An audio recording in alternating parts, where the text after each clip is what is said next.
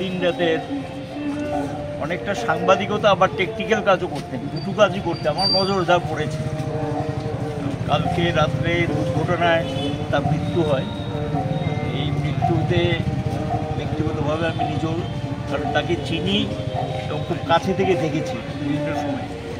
তাছাড়া এই বিল্ডিংয়ে আমি কিছুদিন ছিলাম, নিয়মিত সে আসতো, যেহেতু আমি দেখতাম এগুলো। স্বাভাবিক কারণে তার মৃত্যুতে এই বয়সে চিন্তাই করা যায় না।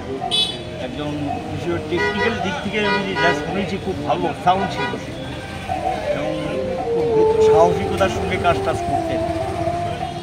আর সে জীবিত থাকলে মানুষের জন্য, দেশের জন্য, জনসাধারণের জন্য অনেক কিছু দিতে পারতেন।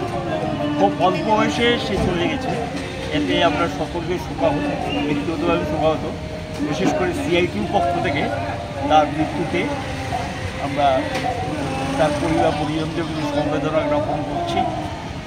তার কর্মজীবনে যা অবদান রেখে গেছেন এটার প্রতি স্মৃতিচারণা করে তার প্রতি শ্রদ্ধা নিবেদন করছি।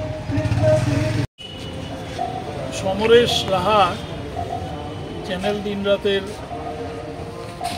এমনিতে ভিডিও এডিটিংয়ের কাজ করতেন, কিন্তু উনি এই চ্যানেলের প্রতিষ্ঠার আগে থেকেই সমস্ত রকমের কাজ করেছেন এবং এই সমস্ত মেশিনপত্র কেনা। চ্যানেল দিনরাত তো কোনো ব্যক্তি মালিকানাধীন সংস্থা না, এটা একটা সোসাইটি।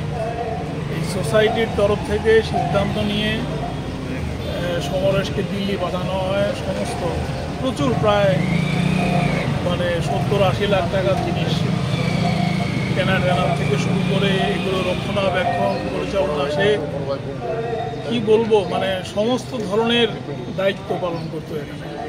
কালকেও কাজ করেছে।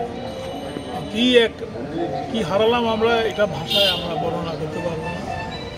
এমনিতেই আমাদের চ্যানেল আপনারা জানেন যে আমরা দীর্ঘদিন ধরে আমরা স্ক্রিনে নাই, ইউটিউবে, ফেসবুকে আমরা চালাচ্ছি, কিন্তু যে কয়েকজন আমাদের কর্মী অক্লান্ত খেটে এটাকে চালিয়ে রেখেছেন তাদের মধ্যে সমরেশ অন্যতম।